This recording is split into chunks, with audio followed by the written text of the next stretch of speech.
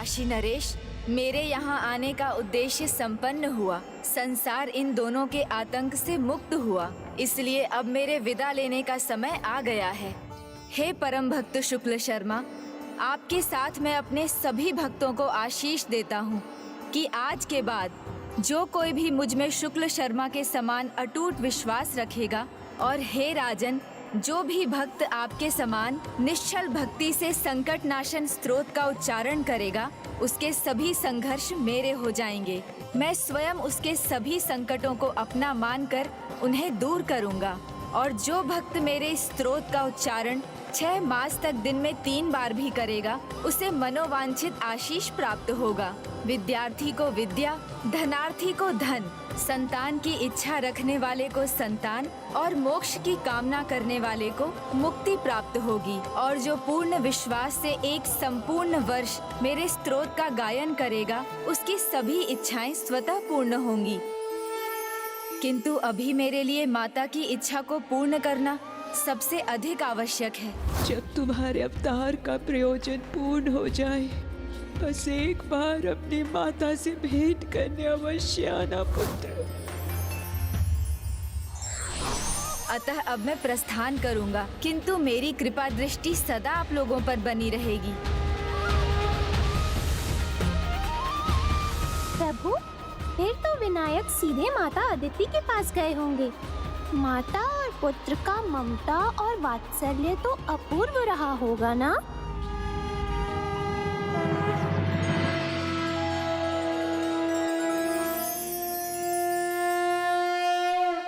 विनायक, तुम्हारे अवतार का उद्देश्य पूर्ण हो चुका है, इसलिए अब तुम्हारे लौटने का समय है। तुम्हें अपनी माता से मिलने की अनुमति नहीं। तुम्हें अपनी माता से मिलने की अनुमति नहीं। देवी अदिति, विनायक के अवतार का प्रयोजन सिद्ध हुआ, इसलिए अब उसके वहां रुकने का कोई औचित्य नहीं। उसे लौटना होगा। उसे लौटना आपसे नहीं मिल सकेगा वो।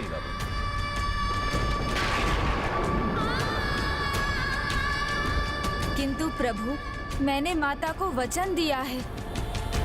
प्रभु, मुझे बस एक बार माता से मिलने की अनुमति दे दीजिए। बस एक बार मुझे अपने पुत्र को अपने आंचल में भर लेने दीजिए प्रभु, बस एक बार। देवी, वात्सल्य प्रेम क्या होता है, इसका अनुभव अब मुझे हो चुका है, इसलिए मैं समझ सकता हूँ एक दूसरे से भेंट करने की आपकी लालसा को। इसलिए मैं वचन देता हूँ देवी, विनायक अपने भविष्य के एक अवतार में आपसे भेंट करने अवश्य आएगा। विनायक, माता को दिया अपना वचन तुम अवश्य पूर्ण करोगे, किंतु अपने भविष्य के अवतार में। किंतु मन को रोके, विदाई से मन आकुल है। माँ और पुत्र दोनों ही व्याकुल है। माँ और पुत्र दोनों ही व्याकुल है।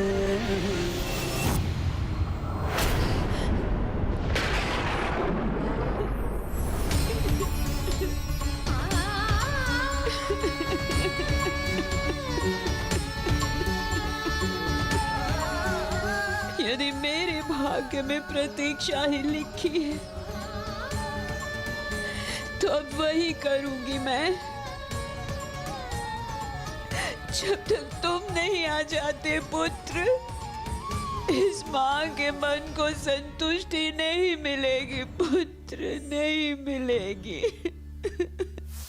उस दिन तो माता और पुत्र नहीं मिल सके थे, परंतु उस दिन से लेकर आज तक माता प्रतिदिन अपने पुत्र विनायक की प्रतीक्षा करती हैं, इस आशा के साथ कि वो एक बार उनसे मिलने अवश्य आएगा।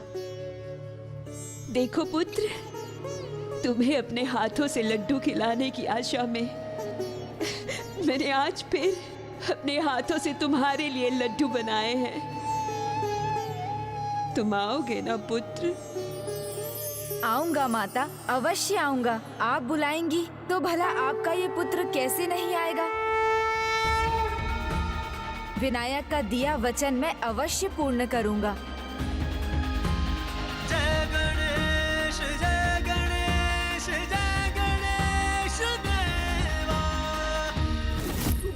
लक्ष्मी, वो माता युगों से अपने पुत्र की प्रतीक्षा कर रही है। उसे अपने सामने पाकर उसे इतना प्रेम देंगी कि उस वात्सल्य से निहाल होकर कहीं मेरा पुत्र वहीं ना रुक जाए।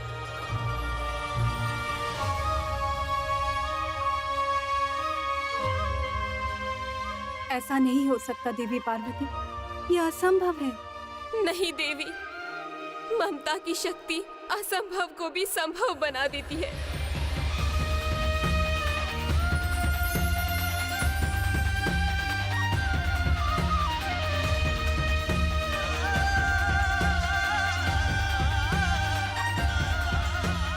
पुत्र गणेश युगों की आस पूर्ण करेगा एक माता की। उसे देख निहाल हो जाएगी उनकी ममता, किंतु उनकी प्रतीक्षा का अंत कहीं मेरी प्रतीक्षा का आरंभ न बन जाए।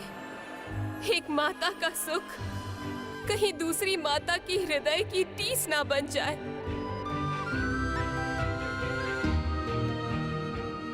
माता, मैं आ गया।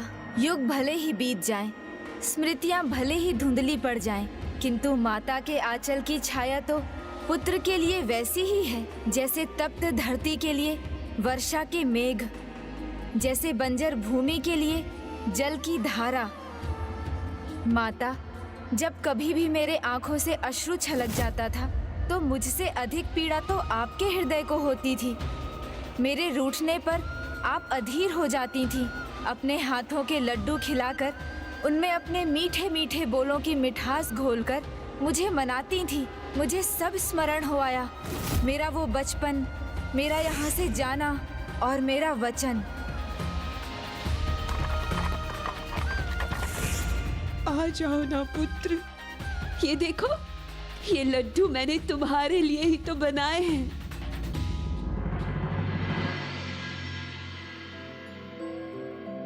देवी अदिति का अपार स्नेह कहीं गणेश को उनकी ममता में खोने पर विवश ना कर दे। अपने मन को शांत कीजिए देवी पार्वती। गणेश जब अपनी पूर्व अवतार की माता को नहीं भुला सका, तो आप तो उसकी इस अवतार की माँ हैं। वो आपको भला कैसे भूल सकता है? पुत्र विनायक, अब और विलंब ना करो पुत्र, और मत सताओ अपनी माता को। आ जाओ ना पुत्र।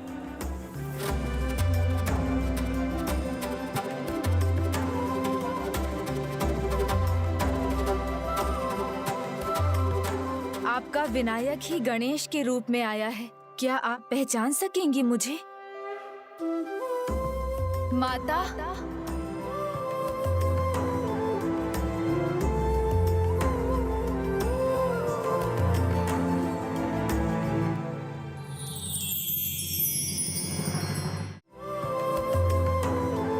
माता,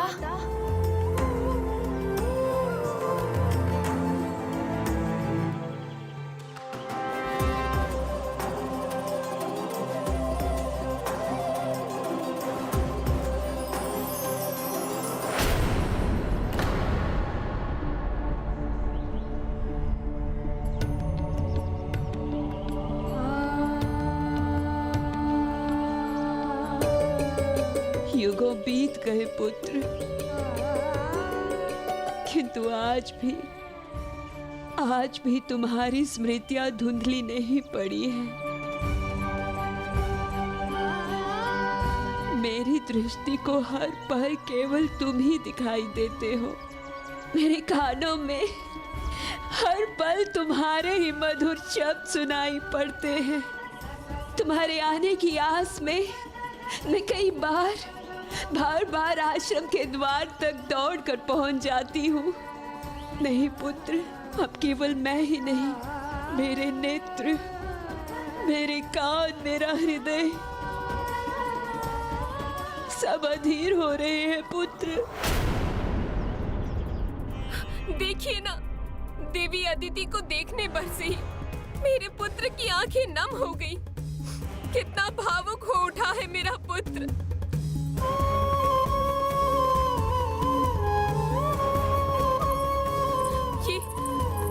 ये कैसी भूल हो गई मुझसे क्यों जाने दिया मैंने अपने पुत्र को?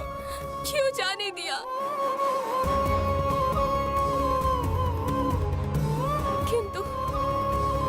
किंतु मैं रोकती भी तो कैसे रोकती? एक माँ ही तो दूसरी माँ का दुख समझ सकती है। मैं समझ सकती हूँ देवी पार्वती। मुझे क्षमा कीजिए देवी, किंतु आप नहीं समझ सकती। एक माँ की दुविधा, एक माँ की चिंता, ममता की शक्ति को आप नहीं समझ सकती देवी। ममता की शक्ति को आप नहीं समझ सकती देवी। ममता की शक्ति को आप नहीं समझ सकती देवी।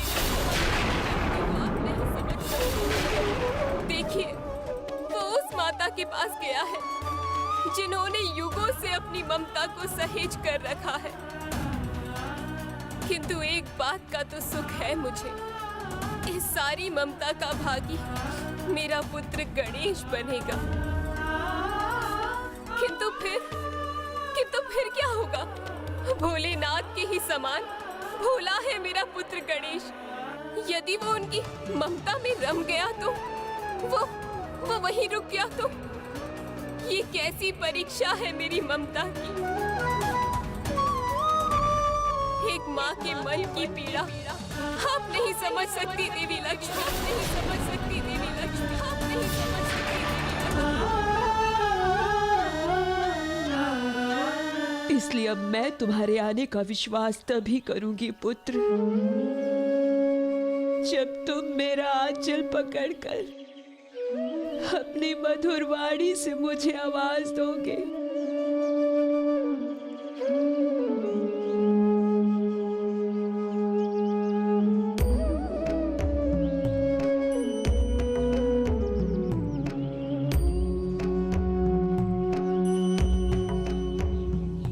माता,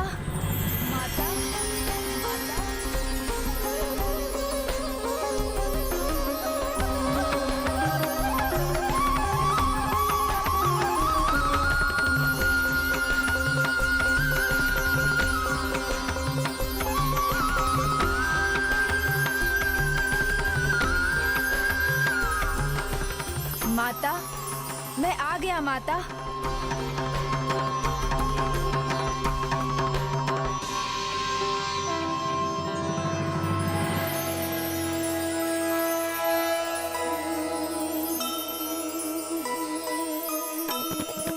वचन पाल कर्तव्य निष्ठा के नायक,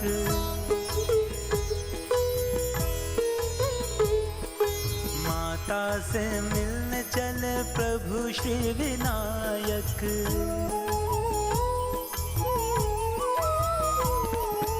माता प्रसन्नता से बौराई जाए, मार्ग तके रह विनायक नाय।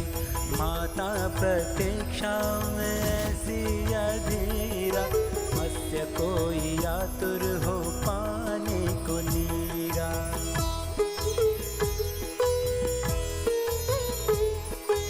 विनायक,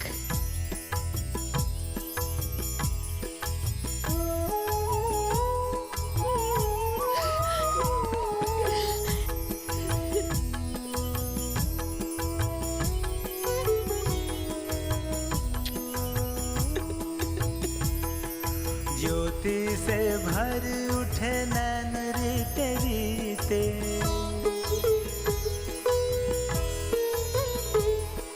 सम्मुख है पुत्र दिन प्रतीक्षा के बीते।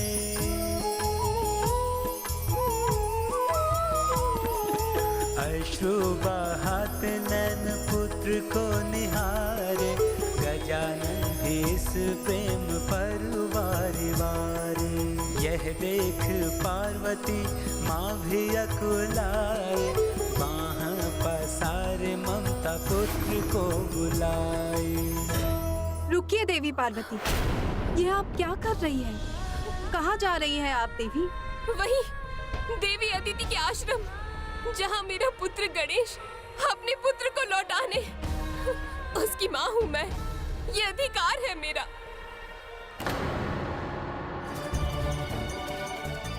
दूरी चाहे कितनी भी हो, लेकिन माँ की ममता की डोर पुत्र को उसके पास खींच ही ले आती है।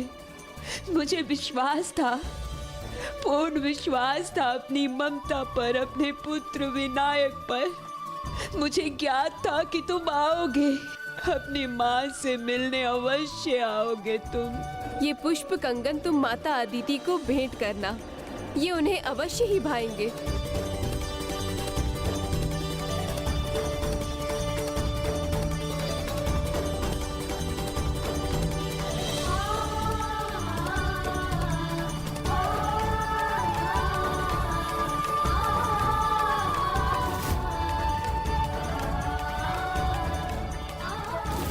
माता, ये आपके लिए पुत्र की छोटी सी भेंट लीजिए। तुम्हें स्मरण था पुत्र? इतने समय बाद भी तुम्हें स्मरण था? कैसे भूलता माता, आप भी तो मेरे लिए लड्डू बनाना नहीं भूली। मेरा पुत्र।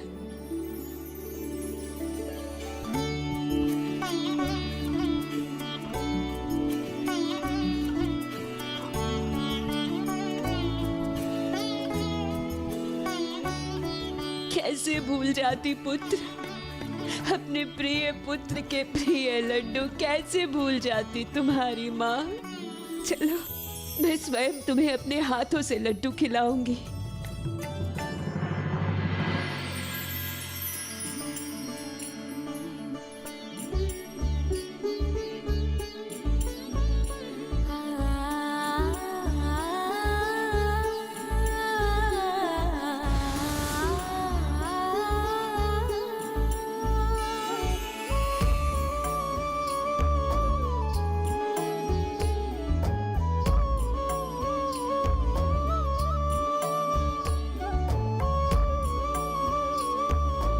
अब तो मैं आ गया हूँ ना माता, तो अब आप क्यों रो रही हैं? आप मुझे मत रोकिए देवी, मुझे जाने दीजिए, नहीं तो मैं अपने पुत्र को खो दूंगी। इतना विचलित मत होइए देवी पार्वती, आप अपने पुत्र को खोएंगी नहीं, अपितु देवी अदिति की ममता से गणेश के साथ आपका संबंध और प्रगाढ़ होगा। मेरा पुत्र किसी अन्य को माता पुकार ही नहीं रहा, उन्हें ममता का वो सुख दे रहा है जिस पर केवल मेरा और मेरा अधिकार है, और मैं ये सब देखने के लिए विवश हो रही हूँ देवी। इससे एक माँ के मन पर क्या बीतती है आप नहीं समझ सकती देवी लक्ष्मी, आप कभी नहीं समझ सकती। इसलिए मुझे जाने दीजिए, मत रोकिए मुझे, जाने दीजिए। इससे एक माँ के मन पर क्या बीतती है आप नहीं समझ सकती देवी लक्ष्मी, आप कभी नहीं समझ सकती, आप कभी नहीं समझ सकती, कभी नहीं समझ सकती।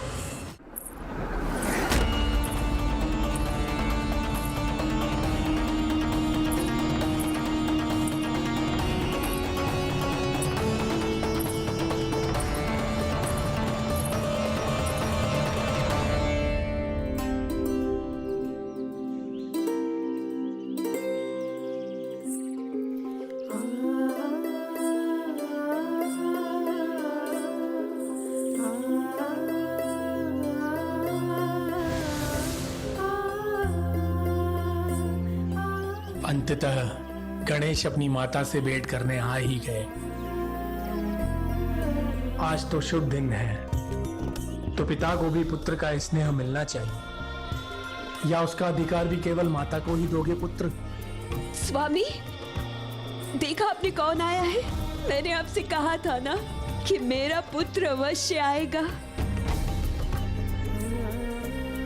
कल्याण हो पुत्र। देखिए ना, मैं आ भी गया, फिर भी माता की आंखों में आंसू हैं। पुत्र, तुम्हें यहां देखकर तो मेरे अश्रु भी नहीं रुक रहे, तो इस मां को क्या समझाऊं?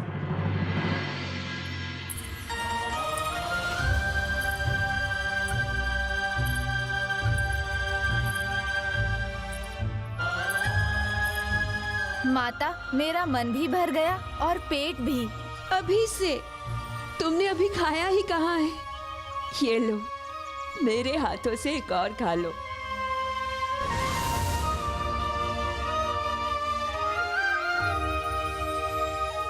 अब तृप्त हुआ है मेरा पुत्र। गणेश को लड्डू नहीं मोदक प्रिय है और सदैव रहेंगे। ये बात मुझसे, उसकी माता से अधिक और कौन जान सकता है।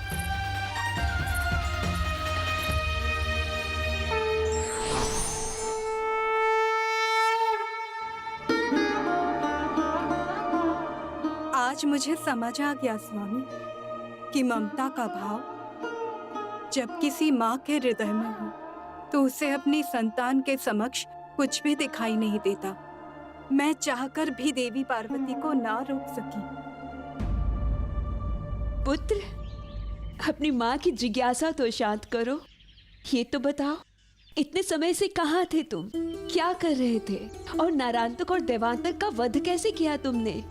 तुम्ही ने तो कहा था कि तुम लौटते ही मुझे सब कुछ विस्तार से बताओगे। तो अब बताओ ना। माता को अभी भी लगता है कि मैं उनका विनायक ही हूँ। उन्हें तो जैसे ये आभास ही नहीं है कि मैं गणेश के रूप में नया अवतार ले चुका हूँ। बोलो ना पुत्र, शांत क्यों हो? तुम्हारी मधुर वाणी सुनकर मेरे मन को शांति मिल जाएगी। बताओ ना पुत्र। हाँ, अवश्य बताऊंगा। क्यों नहीं बताऊंगा? किंतु कथा सुनने के नियम के साथ जो आपने ही बनाए थे। तो नियम ये है कि आपको भी मेरी गोद में सर रखकर उसी प्रकार विश्राम करना होगा जैसे आप मुझे अपनी गोद में लिटाकर कथा सुनाया करती थीं।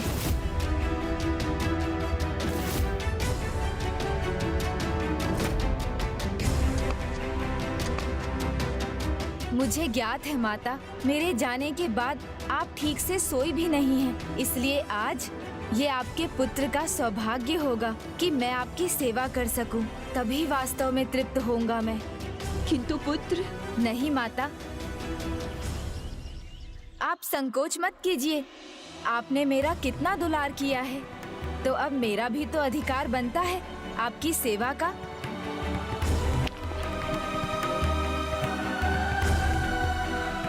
नहीं नहीं, ऐसे नहीं माता। पूरे स्वागत के साथ भीतर लाऊंगा आपको।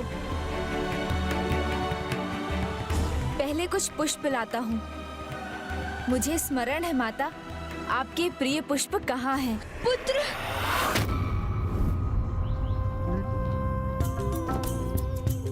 देखिए ना स्वामी, मैं चाहती हूँ कि मेरा विनायक एक पल के लिए भी मेरी आंखों से ओझल ना हो।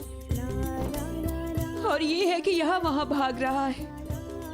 वो आपकी ममता है देवी, जो उसे अपने पास बिठाए रखना चाहती है।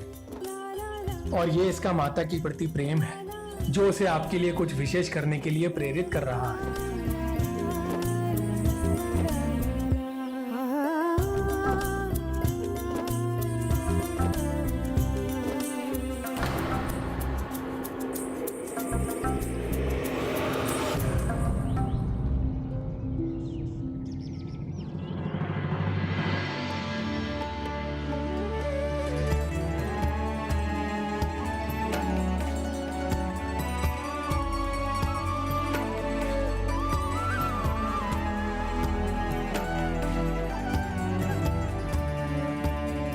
पुत्र गणेश की दृष्टि मुझ पर पड़ेगी तो वो मेरी ओर खींचा चला आएगा।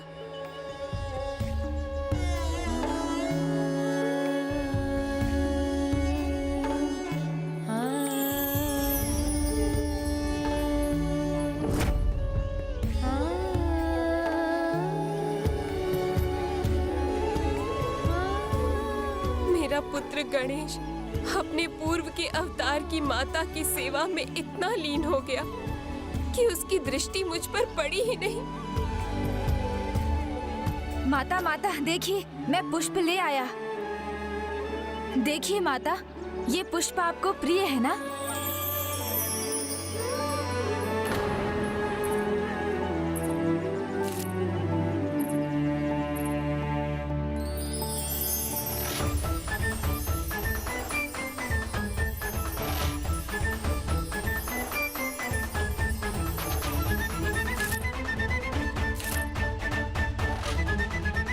अब आप भीतर प्रवेश कीजिए माता। आइए ना माता।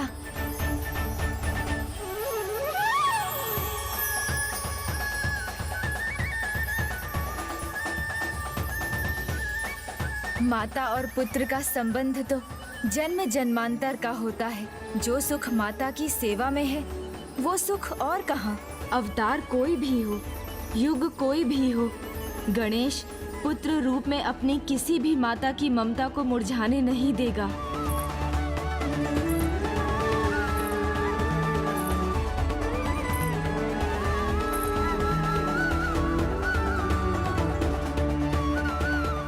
कितनी भाग्यशाली होती है वो संतान जिन्हें अपनी माता की सेवा करने का सौभाग्य प्राप्त होता है।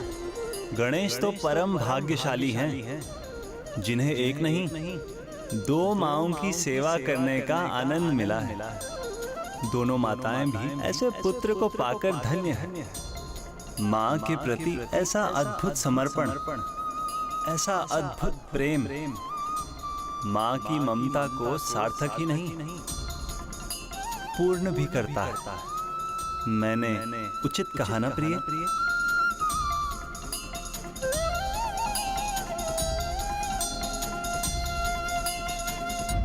रुकिए माता, पुत्र को अपना कर्तव्य निभाने दीजिए।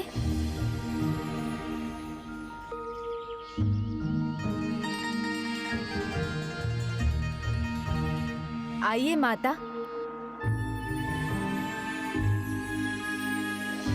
आप इस शैया पर विश्राम कीजिए। मैं पहले आपके चरण दबाकर आपकी थकान मिटाऊंगा और साथ में ही कथा भी सुनाऊंगा। फिर शेष कथा आपका सर अपनी गोद में रखकर आपको सुलाते सुलाते सुना दूंगा।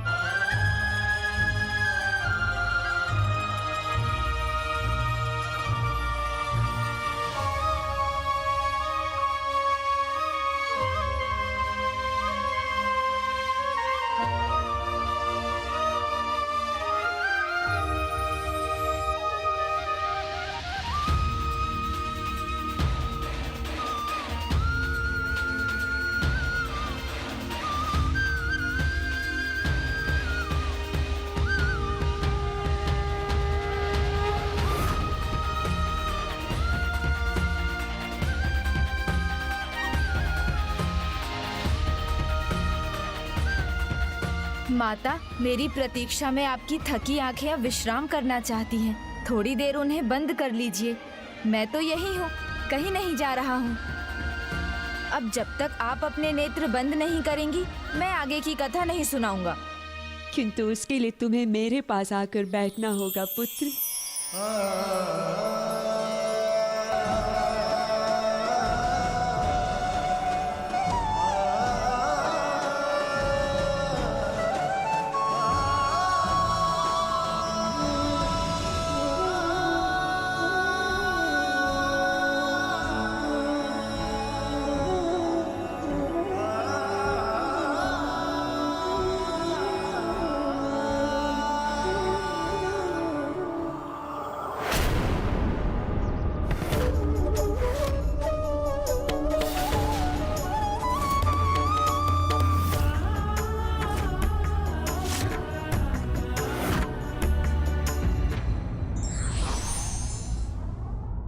बड़े से बड़े सत्कर्म की तुलना माता पिता की सेवा जैसे पुण्य कर्म से नहीं की जा सकती।